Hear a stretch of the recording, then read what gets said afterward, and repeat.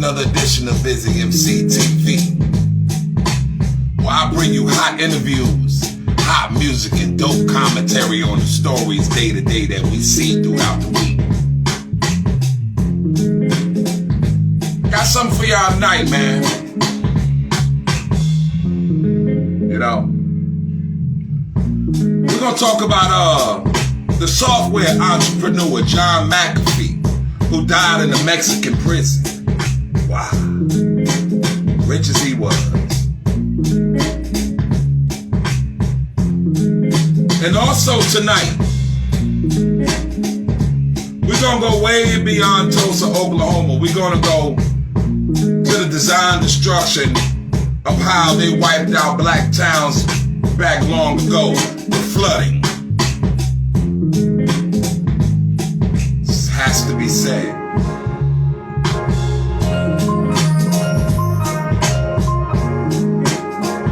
Last story.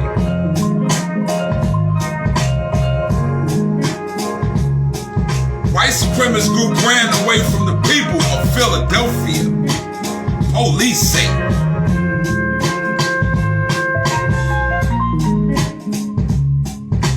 Man, they went over there, man, try to regulate shit in Philly. Them niggas got chased out. Like they supposed to. Just people need to leave people alone, man.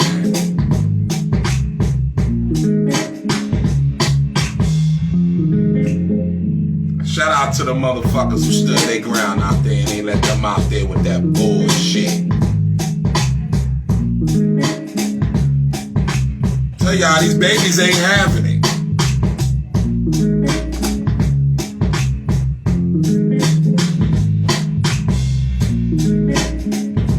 We on the cusp of some major change, y'all.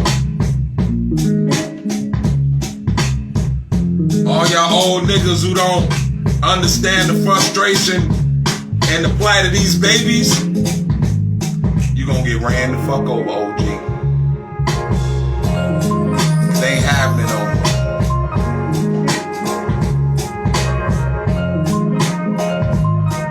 Like I said once again, thank you for tuning in to Busy MC TV if you catch it.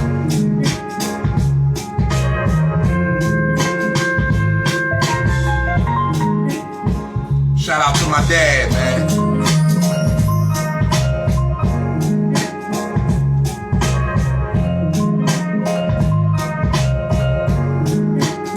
Baby noogies, what's good with your little baby noogies? Daddy love you.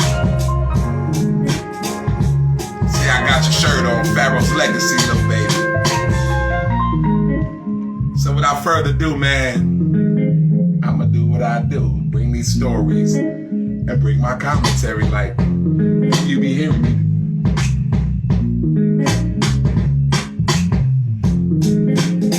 First, I'm gonna bring the story of John McAfee. I'm bring in something about John McAfee, give us a little synopsis of who he was and what he was into so we can understand his death and what transpired, okay? So here we go. 45 in England. He has dual British and American citizenship since birth, since his father was an American soldier who had met his British mother while stationed in England. He graduated from Roanoke College in 1967 with a degree in mathematics, before founding McAfee Associates. So that means the motherfucker was smart. It's in 1987. He worked with NASA, Xerox, Lockheed, and other companies. John created the first cybersecurity company, and by the end of the 80s, McAfee Associates was a multi-million-dollar company. You know the shit, every time you get a computer and you gotta download that McAfee on your computer so you won't have viruses and shit. It's this motherfucker, bruh. It's this man life that we talk that I'm talking about right now. Listen to what the fuck. Listen to this shit, y'all. The business only got more successful as the threat of computer viruses increased. In 1994, he resigned from the company and 2 years later sold his shares for close to $100 million. Wow.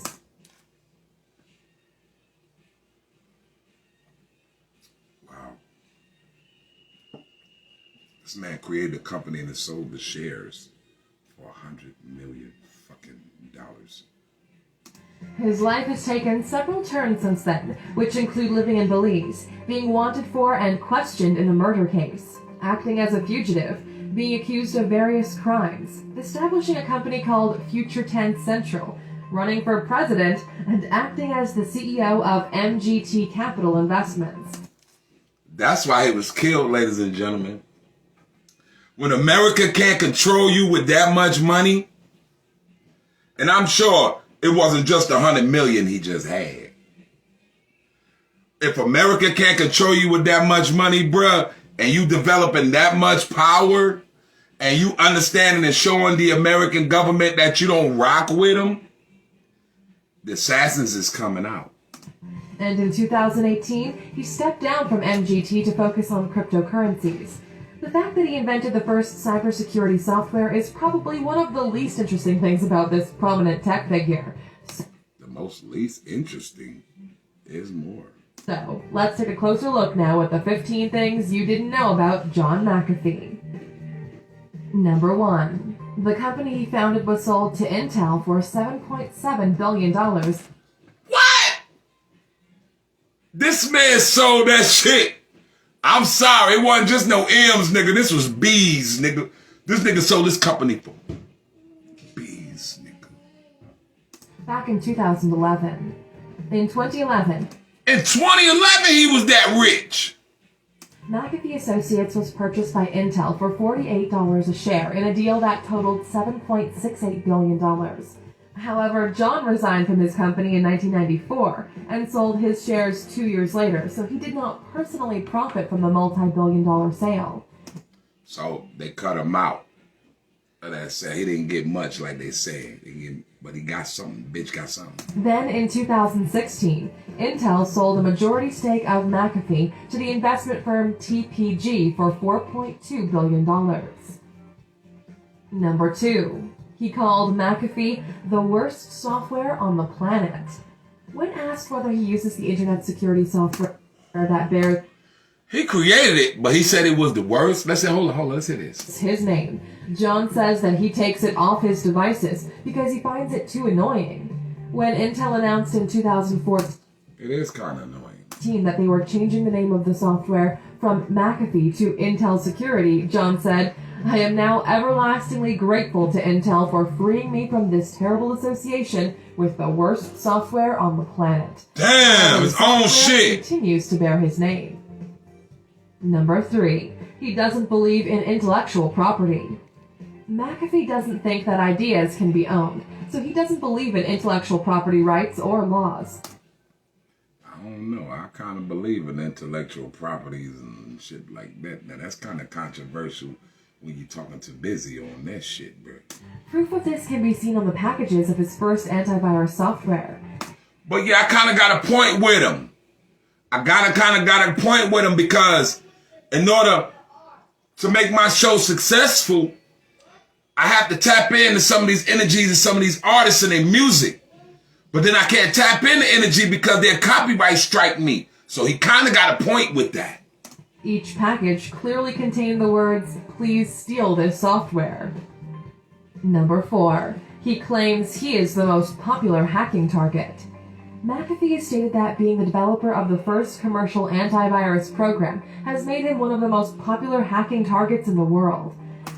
I believe that. He says that hackers see him as a badge of honor. For this reason, John takes some extra measures to protect his security. For example, having someone else buy his computers and devices and changing his IP address several times a day.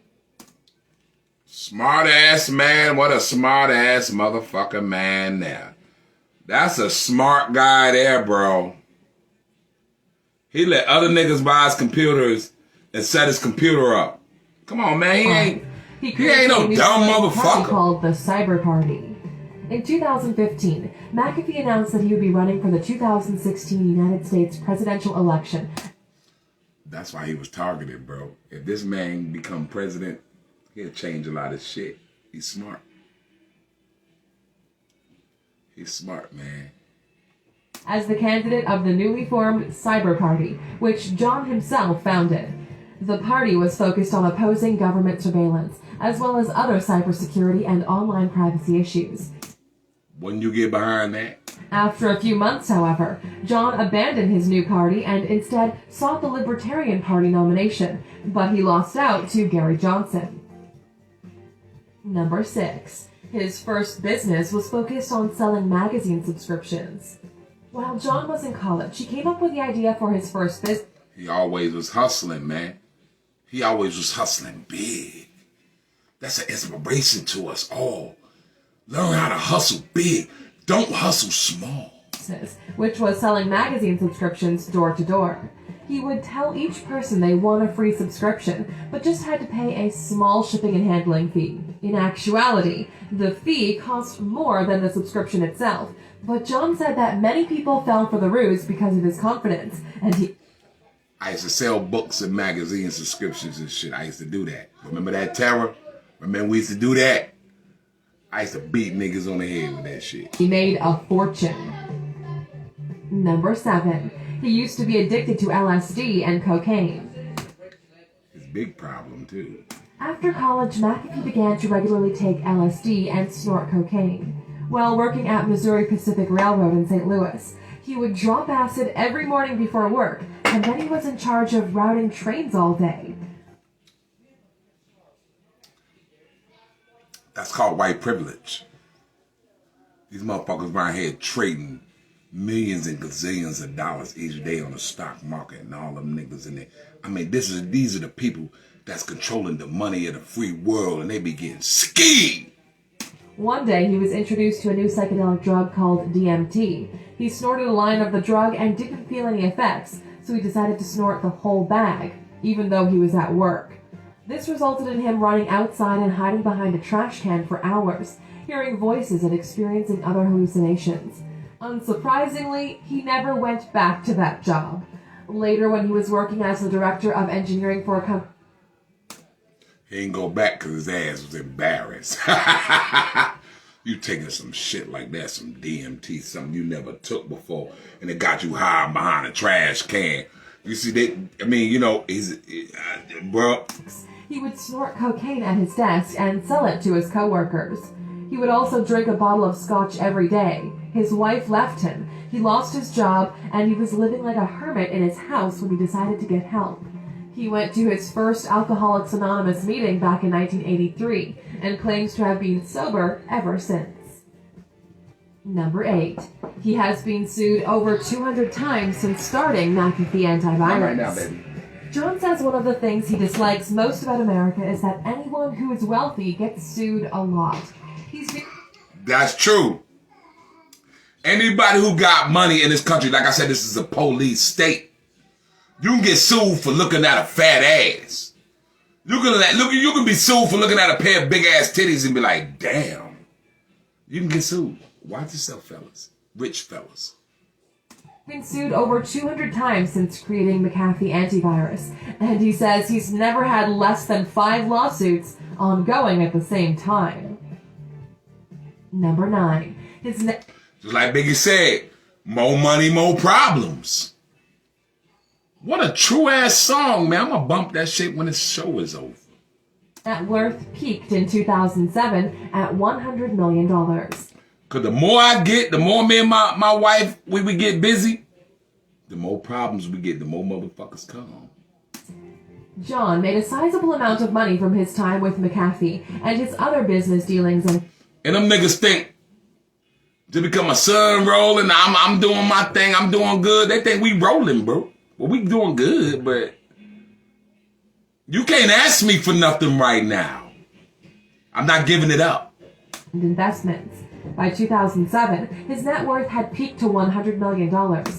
This boy is worth $100 million. Unfortunately, the following year, thanks to the global financial crisis and recession, the value of his investments plummeted, and he lost the majority of his wealth. Today, his net worth is estimated at $4 million. Number 10. He sold almost everything he owned. Information coming from Alux, AULUX.com on YouTube, man. You know, I don't take these people information and run with it like it's my own information. I'm piggybacking off people. You understand? And I appreciate that Fair Use Act up under the copyright law It's Fair Use Act under journalism. So and moved to the jungle in 2009. After losing a significant portion of his wealth in the recession of 2008, John sold off nearly everything he owned, including properties in Hawaii, Texas, New Mexico, and Colorado, and his 10-passenger plane, and moved to the jungle of Belize. He claimed he was searching for natural antibiotics in the rainforest, and he constructed a laboratory on his property, which may have been why he was arrested by the Belize Police Department. That's why they fucking with him, bruh. He was a thinker. When you are thinking, you go against the grain, trying to take care of yourself, trying to take care of people, and you try to motherfucker make sure everybody else straight, especially if you try to take care of melanated people, you're going to be a target. For unlicensed drug manufacturing. He was later released without charges. Fun fact, Belize made our list of 10 countries where rich people can do whatever they want. And Belize is another slave country. The Spanish went down there and did slavery. You understand? He was fucking with the black Belizeans. He wasn't fucking with the white ones. If you want to find out which other countries made the list, click in the top right corner to watch our video. This is a tough question. This might be looking This rich man, guys, but or this man fuck with the poor, man. He fuck with niggas, man. That's what people don't understand, man. That's why he was such a target, bruh. He was fucking with our people, bruh. He was fucking with the melanated, bruh. Okay? A dude like that. Come on, bruh. Come on, bruh. Come on, bruh. Number 11. He claims the Belize government accused him of murder because he has evidence of corruption. Of course, because he's trying to help the dark-skinned Belizean people. And then he finds out shit, then they accuse him of murder. In 2012, the government of Belize sought out McAfee as a person of interest in the shooting murder of his neighbor. See that bullshit? Encounters with the Belize. Weak ass shit. Did I tell you about last story? Weak ass shit. For fear he would be killed. John claims the only reason he was accused of murder was because he had evidence of corruption in the Belize government, and they were trying to silence him. Facts.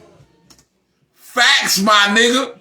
Facts. You know they corrupt down there. Can y'all stop it?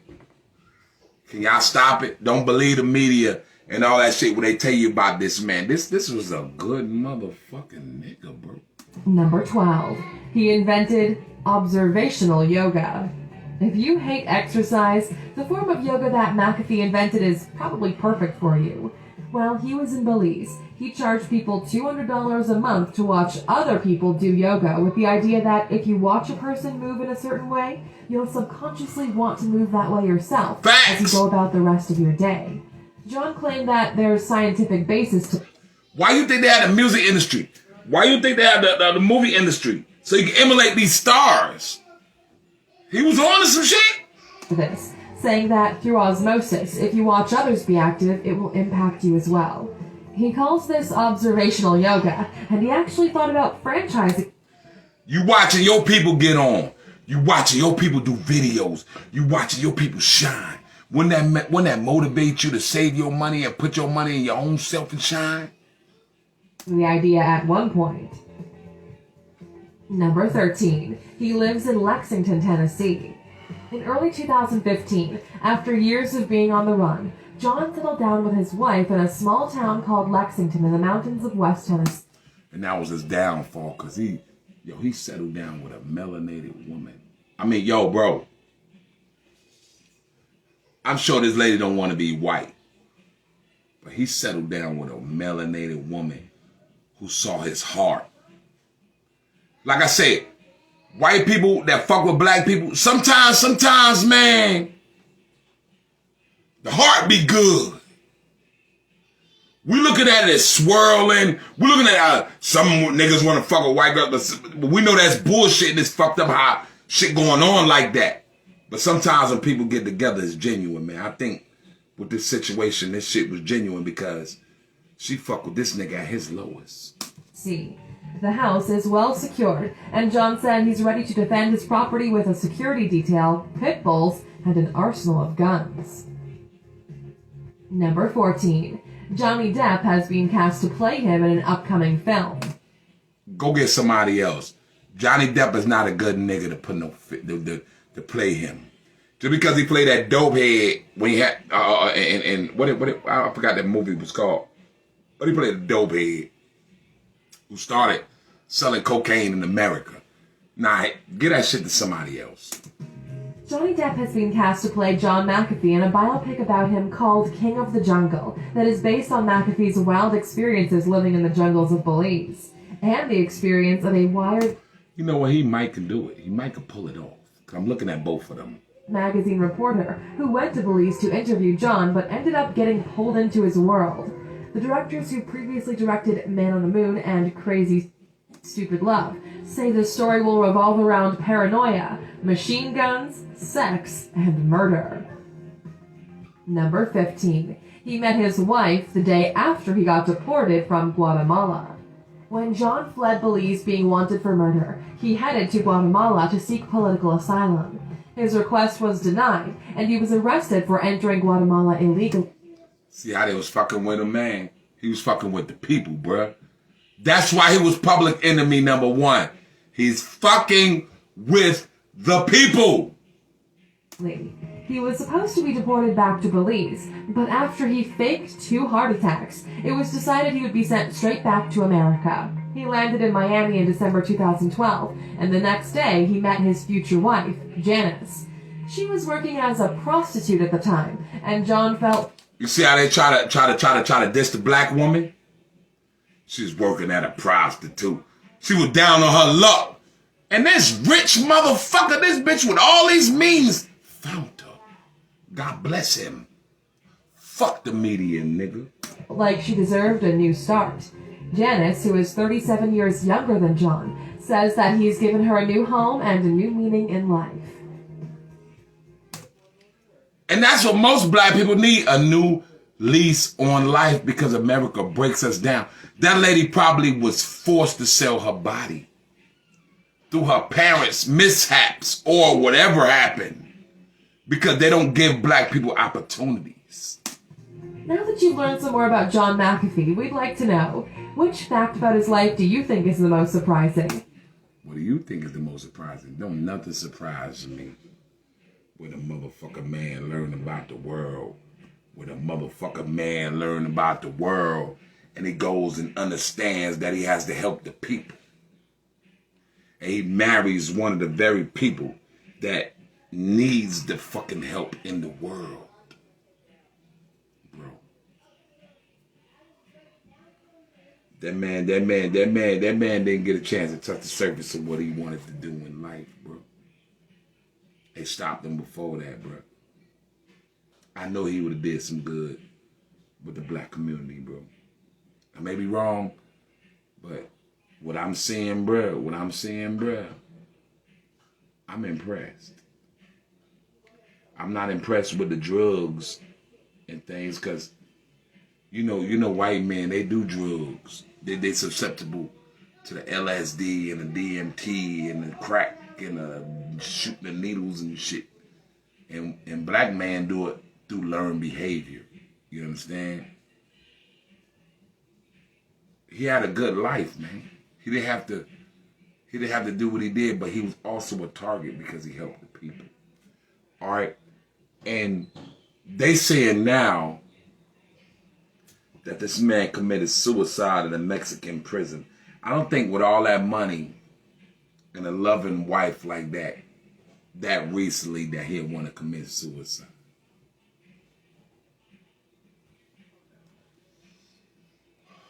I'm calling bullshit on this. All right? I feel for his wife. Now, here we go.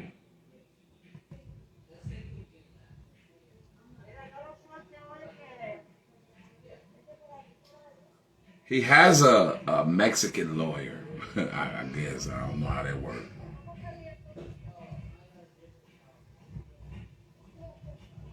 I blame the U.S. authorities for this tragedy. Because of these politically motivated charges against him, my husband is now dead. His last words to me were, "I love you, and I will call you in the evening." He did not deserve to die in a filthy prison. Nah, he didn't. Like a caged animal. Nah, he didn't. we had a plan. He had hope that things would work out, you know. We knew that there would be an uphill battle to continue to fight this situation. But he's a fighter. He's always a fighter, and anybody that knows John, that knows him even a little bit. This is his wife, and this is 100% melanated woman. Knows that about him. He would never quit this way. He would never take his... And y'all people blindly, you know, you blind racists out there. Let me tell y'all niggas something, man. Everybody white ain't bad, bruh. Everybody white ain't fucked up. I talk a lot of shit on my show, but I'm only talking about the fucked up ones, bruh. Everybody white ain't bad, bruh. This man would have changed the game for black man in this country if they would have left him alone. But nah, man. We run with the narrative like he's old dopehead. He don't give a fuck about the people. He take his money. He's crazy. We listen to everything the media said, just like we listen to everything like when they said about David Chappelle when he wanted to just get his mind right, but everybody around here talking about he on crack and went to Africa. And whoever believed that is a dumb son of a bitch. His life in this way. From what they said, he was an exemplary prisoner, of course. You know, he wasn't a troublemaker. He had a lot of friends here. They called him Papa America. Because the prisoners knew he was a real nigga. Okay. When I talk about good white folks, right? We ain't talking about motherfuckers who just want to fuck you and niggas who just want to get you a check because you got good entertainment personality abilities. We talking about John Brown. Y'all look up John Brown. This man probably rolled around with the spirit of John Brown and they wanted to distinguish that shit. And John Brown was a bad motherfucker. But the only thing was, he felt compassion for his people. So he just tried to lock them up and store them. But they escaped and they eventually killed John Brown. He should have just killed those motherfuckers and went through with his mission. But he had compassion for his own people. That's why John Brown died. And he always said they looked after him. You know, the prisoners sort of felt very protective of him, you know, in a grandfatherly way. I don't believe he did this. And I will get answers. I want answers. Mexicans ain't like that, bruh. Mexicans ain't disrespectful like that. You an old nigga, you got a little respect, man. Well, your Mexican niggas gonna respect you, bruh. Answers of how this was able to happen. Everything. He was just so loving. He had a big... He took this woman off the street. I'm sure when he died, he left everything to this woman. You understand? It's sad. Heart. And he just loved people. And he just wanted to have peace in his life. And my prayer is that his soul has found the peace in death that he could not find in life. A partir de ahora tenemos que esperar a que se realice. Now we have to wait for the autopsy on Mr. McAfee. We received instructions from the family to request a second autopsy by an independent team. The investigation is completed. We will decide which legal actions we will take of some sort of responsibility. That's what he's saying. To be taken by different parties to be involved in this procedure. That's what he's saying. He's trying to find out what's going on, what happened to John McAfee, man. John McAfee was a real one, man. John McAfee was a real one, man. You know, you understand what I'm saying? He was trying to put motherfuckers on to cryptocurrency and try to tell people who's manipulating the cryptocurrency. He was putting niggas on to that. He was trying to run for president when he said he had a chance. The boy had the goddamn money. boy got the goddamn money, man. And that's the show, man. Oh, Lady Shay, what's up, baby girl? What's up with you? What's up with you? I'm chilling, man. I'm chilling, man. I'm chilling. I'm just trying to see what's good with the world, man. I'm just trying to see, man. These stories I'm bringing, they're crazy, man. And this right here is my fucking thought, man.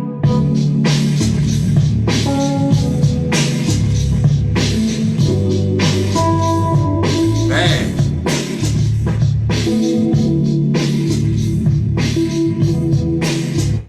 You know what? It ain't my motherfucking final thought, nigga. I got one more story to do, and I got to tell y'all people about this shit. I'm so sorry, everybody. We have to go to this.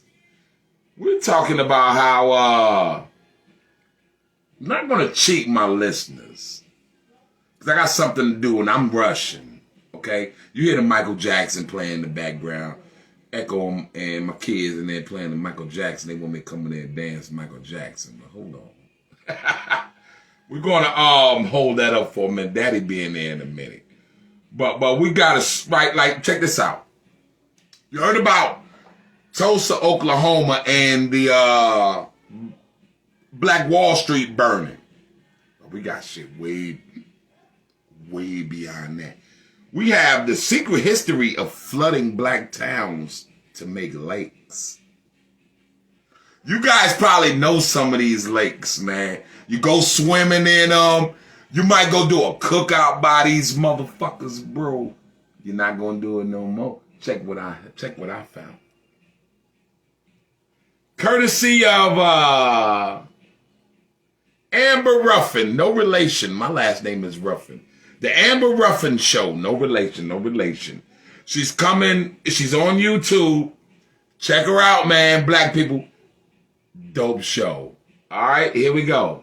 Over the past couple years, more Americans have become familiar with the story of the Tulsa Race Massacre, where a white mob burned a vibrant black community to the ground, which is crazy. Even crazier, dozens of other black towns have been erased off the American map, not by burning them down, but by flooding them underwater. Don't know what I mean? Well, let's find out in a segment called How Did We Get Here? This is Lake Lanier. It's a lake in Forsyth County, Georgia, where people go swimming. How many of y'all been to Lake Lanier in Atlanta? I've been there twice and didn't know this information. I will never go to that motherfucker again. I'll piss in that motherfucking lake. And boating and fishing and do a bunch of other lakey things. But before it was Lake Lanier, it was a town called Oscarville, Georgia. Oscarville, Georgia. I did not know Lake Lanier was over a town called Oscarville, Georgia. You guys listening to this shit? Amber, go ahead. Community with a church, a school, and dozens of homes. Until the year 1912, when a very bad thing happened. Oh, two very bad things. In 1912, two black teenagers... Yeah, she showed the Titanic, but, you know, black people, we don't give a fuck about the Titanic. were accused of rape. They were tried, convicted, and sentenced to death in a single day. And after they were executed... Tried in a single day. Niggas. Boy, y'all still capping for these motherfuckers, bro. A mob of white men terrorized, drove out, or killed all the black people in the surrounding area. And they did that until the entire black community of Oscarville disappeared. They exterminated the whole fucking town. But we don't talk about that. I'm talking about this shit, motherfucker. Fuck y'all. The county went from having over 1,000 black residents in 1912 to 0 in 1920. That story is so sad, it makes this story... That's not even 100 years ago, man. That's recent than a motherfucker. Y'all think this shit like, because it's 1912, 1920, It's way back. It's some old shit. Motherfucker. That ain't even 100 years ago, motherfucker. Looked like a comedy. After the black community had been run off, the white people of Forsyth County said, you know what we could use? A big old lake. So they made one, right where the town of Oscarville had just been. They flooded the... So Lake Lanier, all you Atlanta people, all you people repping Atlanta, killing black people in Atlanta, thinking Atlanta is the place to sell your dope and sell your pussy and sell your demon ass music, motherfucker. Lake Lanier is over a black town. Man, I did not know this information. Miss Ruffin, no relation. You keep going. The area and literally covered up the entire town with water. This is what it looks like right now. But the town is still under there. The homes and churches and schools, they're still... I say they take Lake Lanier and drain that motherfucking bitch and excavate those fucking towns, nigga. We need to stop capping for these motherfuckers right now, bruh. Y'all motherfuckers out here eating hot dogs. I done told y'all what Frederick Douglass said. I done read the motherfucking, I done played the motherfucking Frederick Douglass speech about the 4th of July. I done told y'all motherfuckers we still was getting our ass whooped in 1776. And the worship of the Independence Day is their shit because they ran from their country. We didn't run from Britain, motherfucker. So why the fuck y'all around here wearing red, white, and blue? And another thing about red, white, and blue, red, white, and blue was taken from the Egyptian hieroglyphics. Those colors mean something to black people. Understand, everything these motherfuckers do is not new under the sun, bro. Everything ain't new under the sun. Check the Egyptian hieroglyphics. You will see the colors red, white, and blue, my nigga. Bow. Down there, and now people go boating on top of them. Compared to that, this is truly a rom-com. Now, you might be thinking, what a weird, isolated incident. But just like the rat who ate the pizza in the subway, this story is both crazy and common. Yeah. Ever heard of Collegia, Alabama? It was once a thriving black community with a black college, the first black railroad, and literally hundreds of family homes. And motherfuckers right here only worried about Tulsa, Oklahoma? This shit is bigger than Black Wall Street. Today, it's Lake Martin. At least they had the decency to name it after a black person. And if you think this kind of thing only happened in the South, let me introduce you to a place called Central Park. It's named after that coffee shop on Friends. Shout out to New York. New York, we know about that shit. Y'all building all them buildings over them slave graves, motherfucker. We already know, bro. Central Park used to have a black community in it called York Hill. But the city of New York destroyed York Hill so that they could build the Central Park Reservoir. Because if there's one thing New York needs, it's another place for ducks to hang out. But if you come here, don't try and feed those ducks. They are very aggressive. Mess around and lose a finger. Now, when the residents of York Hill were kicked out of their homes, they fled to another black community nearby called Seneca Village. And then a few years later, New York destroyed Seneca Village too, so that they could build Central Park on top of it. I'm from New York, I'm from Brooklyn. I love New York, I love my city. But that history make me hate this motherfucker. The history I learned about New York and how I went from New Amsterdam to New York, then you understand the slave codes and the laws and shit like that. You understand why the North agreed with the 3/5 playing with the South. You understand that now. They the ones created the laws, the racist laws, the English, when they came over here and ran it. The craziest part of this story is that I work a few blocks away from a place where the government disappeared 2 black communities, and until recently, I didn't know about any of it. I didn't know about any of this shit recently neither, man. And that's all. I'm going to play of that story, man. Shout out to Amber Ruffin, no relation. The Amber Ruffin Show, check out on YouTube. She has a lot of information on what you need to know about what's going on with your history and how you stand in this world. You understand? But I was going to end this without even mentioning baby girl showing her story. Fuck that. I couldn't do it. I had to slow myself down, bro. Whatever I'm going to go do, that shit was going to wait. Now is my fucking final thought, bro.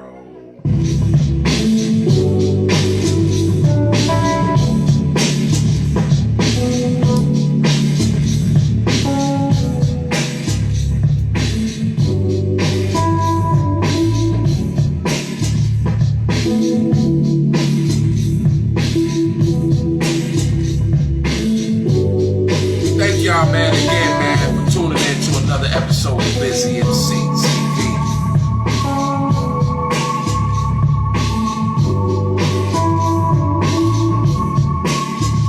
As long as I keep seeing this shit, I'ma keep bringing it to you, family. Somewhere Bill McAfee, that was for the people died, man. The Mexican motherfucking jail. It's tragic. I hope you fake that shit with all that money.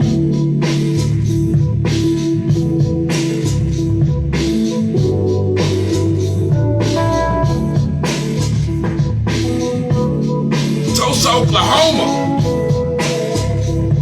ain't the only story where they fucked up a lot of black towns.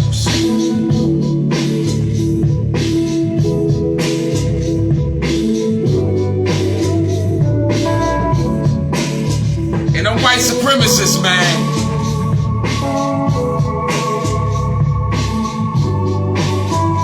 They ran away from the people in Philadelphia. That mean they ran away from the niggas, bro. Our babies ain't having that no more.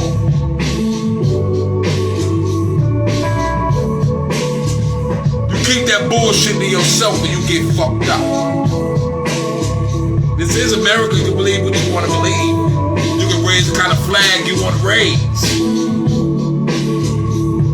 But you keep fucking with these goddamn black babies, you're gonna get fucked up.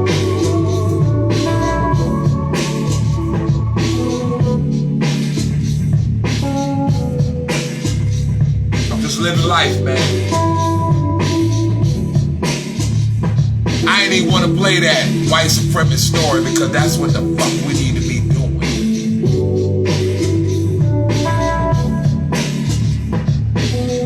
We ain't studying no goddamn white people, nigga. They studying us. They always stopping us with their police. They always got these fat ass Karens out here calling the cops on us because we trying to swim with our babies and shit. Go to Applebee's and shit, you got a fat ass white bitch on the phone.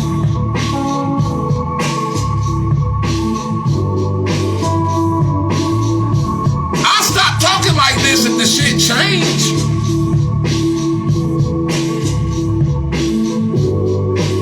How can the motherfucker go about his daily life and know this type of shit is in the world?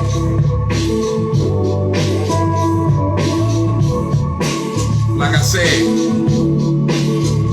it's 85%, it's 10%, and it's 5%. Which percent are you?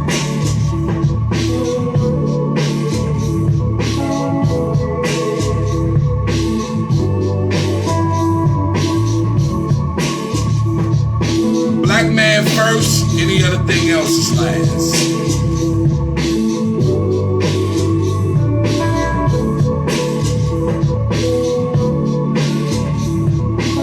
I'm unplugging for the Matrix.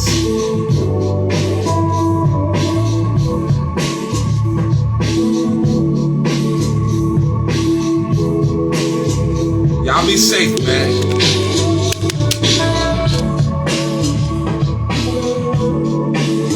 Y'all be good, man. Learn your history.